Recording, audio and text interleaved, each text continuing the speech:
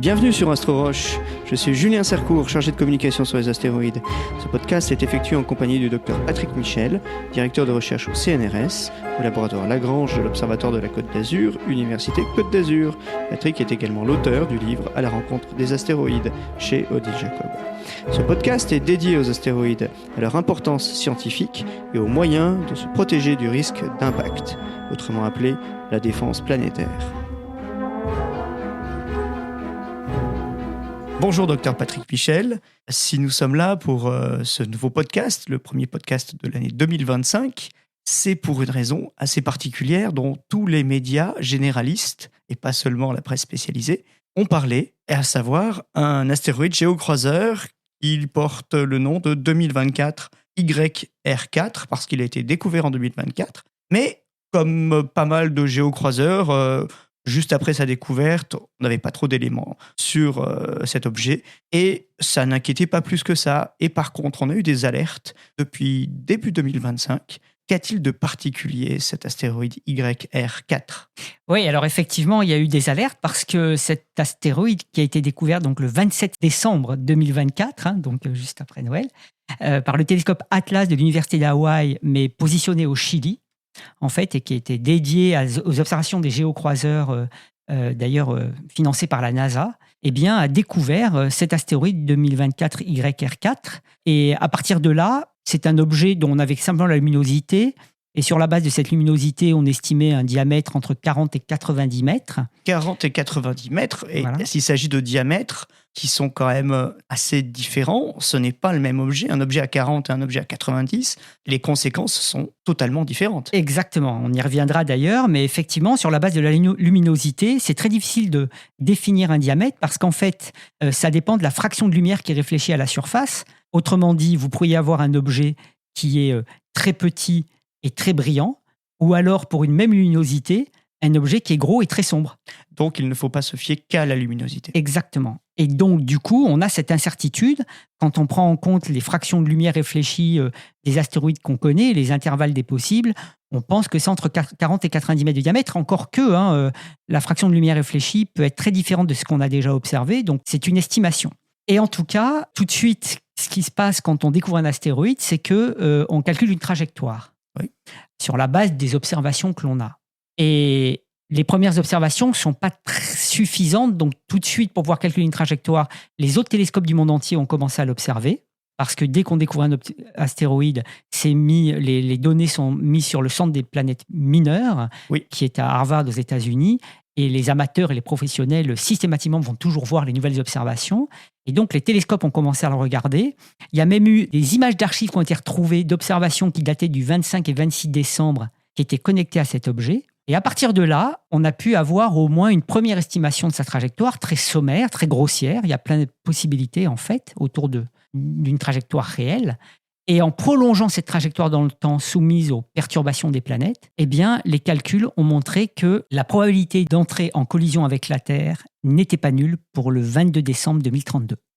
Et au cours du temps des observations, elle augmentait. Elle est passée de 0,01% à 0,2%, 0,3%. Dans l'absolu, ça reste des chiffres qui sont assez faibles. Voilà, c'est pour ça que pour l'instant, quand on en était là, il n'y avait pas d'inquiétude. Et là, on était début 2025. Et puis, mi-janvier, vers le 22-23 janvier, la probabilité a commencé à vraiment augmenter et elle a dépassé le seuil de 1%. Et c'est un seuil important, 1%. Voilà, le 27 janvier.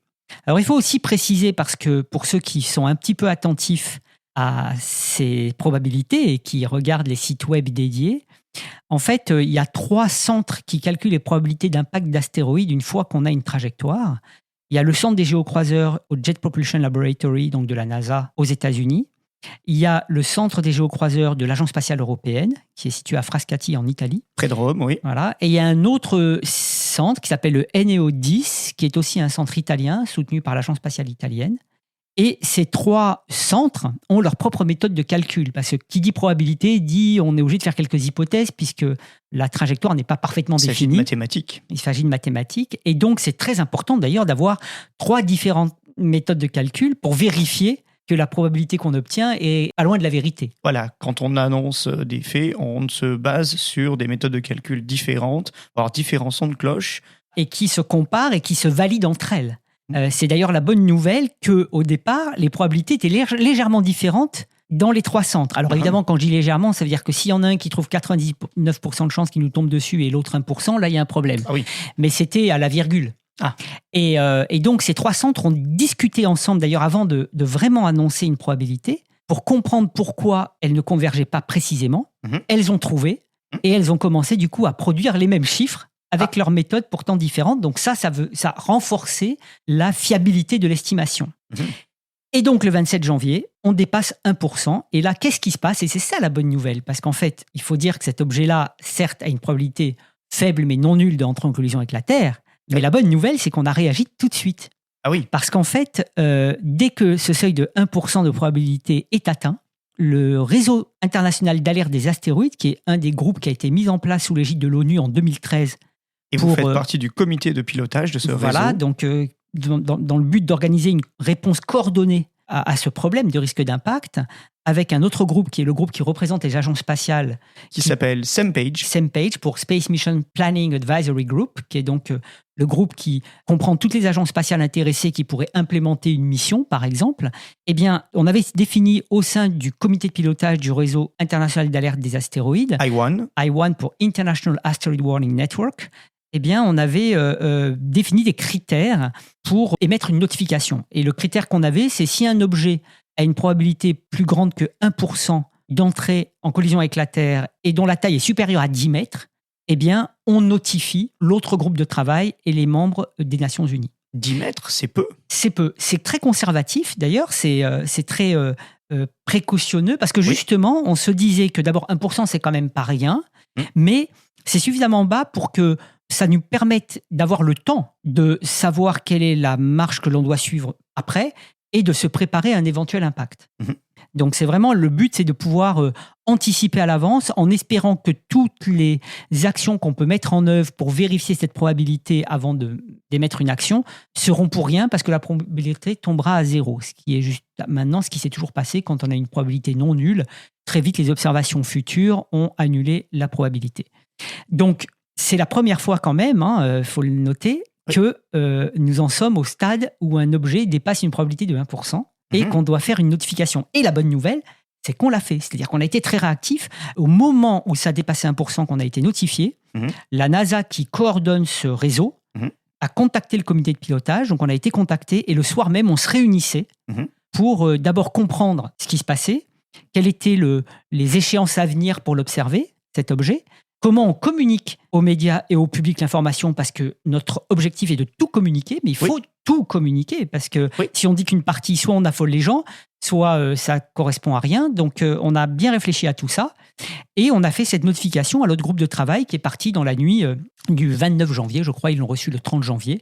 Et ça tombait bien, puisque ces deux groupes se sont réunis à Vienne cette semaine. D'ailleurs, je sors d'une réunion, là, pendant qu'on fait ce podcast. Et donc, ils se réunissaient parce que tous les ans, il y a le sous-comité technique du comité d'utilisation pacifique de l'espace de l'ONU qui se réunit à Vienne tous les ans en février. Et donc, c'était une coïncidence. Évidemment, ça a été l'objet de nos discussions. Alors donc, qu'est-ce qui se passe maintenant? Donc, on a eu cette probabilité qui a dépassé les 1%. Elle a monté même à 1,3%, puis 1,6%. Et aujourd'hui même, elle a atteint 1,9%. Alors, est-ce que c'est grave, docteur? Oui, c'est ça la question que je pourrais poser, oui. Voilà, est-ce que c'est grave, docteur? Vous qui êtes au centre de cette machinerie, au final, assez complexe de relations entre chercheurs et agences spatiales. Oui, est-ce que c'est grave? Et c'est en même temps, on pourrait dire excitant d'être au cœur de l'action. En même temps, je veux dire que je préfère m'exciter pour de la science que de me dire qu'on est peut-être face à un risque d'impact. C'est pas une réjouissance. C'est très bien qu'on s'en occupe. C'est plus réjouissant d'écrire des papiers scientifiques, je suppose. J'entends des gens dire « Ah, mais vous devez être content que ça arrive. » Non, pas du tout. Je préférais passer mon temps à faire uniquement de la science, mais malheureusement, on vit avec ce risque et donc il faut qu'on s'en occupe. Et la bonne nouvelle, c'est qu'on le fait. Donc là, on a atteint 1,9%. C'est pas si grave. parce qu'en fait, il faut quand même dire qu'on a une incertitude sur là où cet objet va passer au moment où il pourrait nous rentrer dedans. 22 décembre Le 22 décembre 2032, 2032, une notez ça sur vos incertitude agendas. qui est plus grande que la distance de la Terre à la Lune. Donc c'est pour vous dire que pour l'instant, Ah oui, c'est grand ça. on a quand même de grandes incertitudes. On encasse des objets hein, Ben entre oui. la Terre et la Lune. Voilà. Et même si la probabilité est de 1,8%, il y a quand même du coup un peu plus de 98% de probabilité qui ne nous rentrent pas dedans. Oui. Donc il faut être raisonnable, ne pas s'inquiéter. Et On suit ça l'affaire. pourrait permettre de voir passer un objet comme on verra passer Apophis. Alors, il est beaucoup plus petit. Ah, Il est beaucoup plus petit, donc on ne le verra pas à l'œil nu. Il va passer beaucoup plus loin qu'Apophis si jamais il rate la Terre.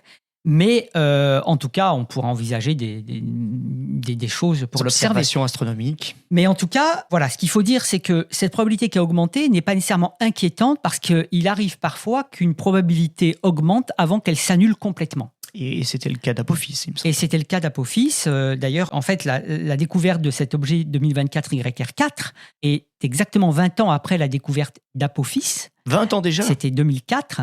Et alors là, je peux faire une comparaison puisque j'étais là aussi Impliqué. concerné et impliqué au premier plan. C'est que quand on a, dans les premiers jours qui suivaient les premières observations, eu une probabilité non nulle qu'on a très vite annulée, hein, bien sûr, pour 2029, eh bien, on s'est demandé, mais qui on prévient ? Et je me rappelle encore de cette angoisse de se dire mais je sais qu'il y a quelque chose qui peut arriver et on n'a rien de prêt, rien de coordonné, on ne sait même pas qui prévenir, nous les scientifiques. Et bien là, la bonne nouvelle, c'est que dans ce cas-là, décembre 2024, boum, dès qu'il y avait 1% de probabilité, on a déjà une coordination mise en place, tout le monde a réagi, les télescopes se sont mis à le regarder. C'est pour ça d'ailleurs que les probabilités varient. Et on est coordonné, on a des réunions, donc c'est fantastique. On a fait des progrès en 20 ans Et extraordinaires. vous avez mis à profit l'Organisation des Nations Unies, effectivement. Exactement. Donc, on a vraiment là, moi, je suis vraiment content de ça, réjoui de cette réactivité, de tous les efforts qu'on a faits et qui ont donc conduit à mettre en place cette coordination. Donc, ça, c'est extraordinaire. Et en fait, donc cette zone d'incertitude qu'on a pour 2032, eh bien, plus les observations se poursuivent, donc plus on affine la trajectoire actuelle de l'objet, plus on peut la prolonger dans le temps avec fiabilité. Et évidemment, cette zone d'incertitude se réduit. Oui. Et donc, si la Terre est encore dedans, ça peut monter sa probabilité d'impact, puisque la fraction de la Terre prend plus d'importance dans la zone d'incertitude. Forcément. Jusqu'à ce qu'à un moment donné, la Terre disparaisse de cette zone d'incertitude, et c'est là que la probabilité tombera à zéro. Et pour l'instant, on estime qu'il est fort probable que ça se produise dans les semaines qui viennent, avec les observations qui viennent. Oui, parce que tous les observateurs sont sur le pont pour l'observer, sachant que, du fait de sa trajectoire, il est observable jusqu'en avril. Donc on a une échéance, il faut que début avril, on ait fait le maximum, et on le fait, pour s'assurer que la probabilité soit tombe à zéro ou qu'on sache exactement où on en est. D'accord, parce qu'en avril... En avril, il va s'éloigner de la Terre et on va le perdre. Il va s'éloigner trop de la Terre pour que les télescopes puissent l'observer. En fait, d'ailleurs, dans les prochaines semaines, les télescopes de 2 mètres commenceront à du mal à le voir. 2 mètres de large, c'est grand. 2 mètres. Après, il n'y aura plus que les télescopes de 4 à 8 mètres qu'on pourra, vers la mi-mars, utiliser. Oui. Et puis, en avril, on le perd et il n'y aura plus que le James Webb ou le Hubble qui pourrait éventuellement... Et d'ailleurs, on a fait une demande pour l'observer. Oui. Parce qu'avec le James Webb, on pourrait même contraindre son diamètre. On disait tout à l'heure qu'on n'a pas le diamètre. Mais avec le James Webb, on pourrait même estimer son diamètre à 10%. Donc on pourrait savoir que c'est plutôt 40 ou 90 mètres, ce qui est quand même important. On peut vraiment se réjouir d'avoir des outils comme le James Webb. Absolument. Et moi, je pense que même si la probabilité se réduit à zéro, ça vaudra le coup de faire cet exercice parce qu'il faut aussi apprendre au James Webb à être dans ces situations de devoir suivre un objet tout petit. Bon, on verra. De toute façon, la proposition a été faite. C'est même pas dit qu'elle soit acceptée, mais on verra. Donc, pour l'instant, en tous les cas, les efforts sont faits pour le suivre et calculer cette probabilité d'impact, voir comment elle évolue pour que, on l'espère tous, elle soit réduite à zéro dans les prochaines semaines et tout ce qu'on aura fait en termes de coordination servira d'exercice et d'expérience. Un exercice réel. Réel, exactement. Pour l'instant, il est réel. On espère qu'il deviendra simplement un stade d'exercice, mais il se peut encore, avec une petite probabilité, que cette probabilité continue à augmenter et que, je pense que dans le scénario le pire, ça serait qu'elle atteigne 20% début avril. Et là, on devra vivre avec cette probabilité jusqu'au prochain passage de l'astéroïde, qui sera à partir de juin 2028. Pour une observation. Pour d'autres observations. Et c'est là que le groupe de travail, le SM-Page, comme on l'appelle, le groupe de travail qui réunit les agences spatiales, devra se poser la question, qu'est-ce qu'on fait de cette probabilité ? si elle est encore à 20%. Et là, pour l'instant, c'est trop tôt pour le dire. D'abord, moi, je n'ai pas autorité de parler pour le groupe de travail des agences spatiales. Je ne suis qu'un observateur dans ce groupe en tant que membre du comité de pilotage de l'I1 et président du groupe de travail des géocroiseurs à l'Union astronomique internationale. Donc, je suis un observateur et je vais suivre leurs réunions pour voir ce qu'ils décideraient éventuellement.